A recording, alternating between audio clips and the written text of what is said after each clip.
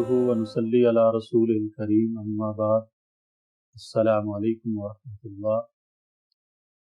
रमज़ान का इब्तदाई हिस्सा रहमत है, दरमियानी हिस्सा मग़फ़िरत और आखिरी हिस्सा जहन्नम से आज़ादी का वक्त।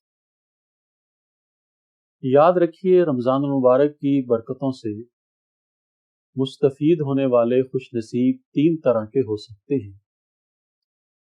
एक, वो असहाबे सलाह व तक़वा जो हमेशा गुनाहों से बचने का एहतिमाम करते हैं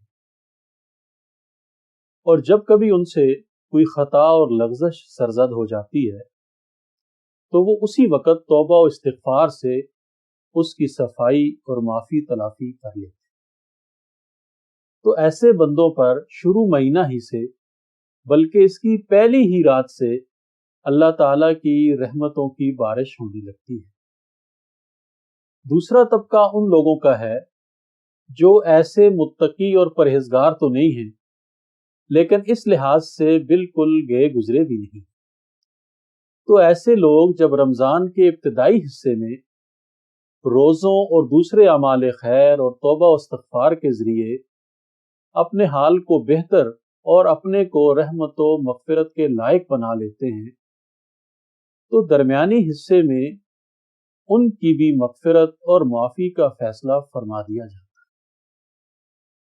और तीसरा तबका उन लोगों का है जो अपनी जानों पर बहुत जुल्म कर चुके हैं और उनका हाल बड़ा ही अबतर रहा है और अपनी बदअमालियों से वो गोया दोज़ख के पूरे पूरे मुस्तहिक हो चुके हैं।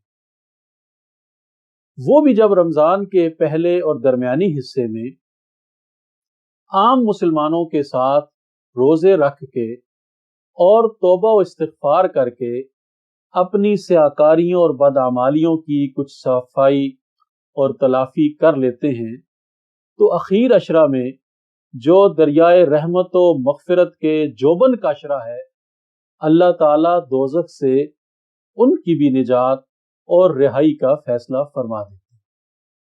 तो ये जो हमारे यहाँ बात मशहूर है कि रमज़ान का पहला अशरा रहमत का अशरा है, दूसरा अशरा मग़फ़िरत का अशरा है और तीसरा अशरा जहन्नम की आग से आज़ादी का अशरा है। तो ये बात 100% सही है। हर एक के आमाल के मुताबिक अल्लाह ताला उसके साथ मुआमला फरमाते हैं और तीसरे अशरे में अल्लाह ताला गुनाहगार से गुनाहगार बंदे की भी मग़फ़िरत का फैसला फरमा देते हैं। अल्लाह ताला से दुआ है कि हमें भी अपनी आगोश रहमत में लेकर जहन्नम के अजाब से हमें बचा लें। आमीन सुम्मा।